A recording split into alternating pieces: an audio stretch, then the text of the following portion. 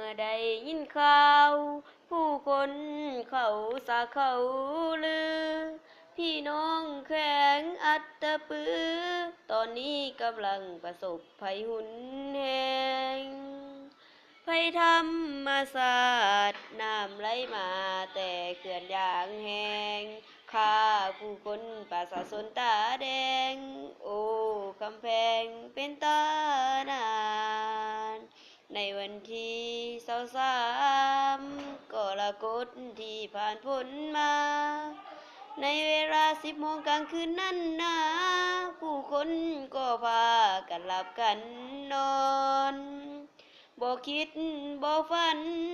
ว่าคืนวันที่สงับเงียบนอนลำไหลท่วมบ้านเฮือนนอนของผู้คนในแถวถิ่นนั้นจึงขอฝากแห่งใจฝากไปแขวงอัตตปือถิ่นที่กำลังหับมือกับเหตุการณ์น้ำท่วมครั้งนี้เมืองสนามไทร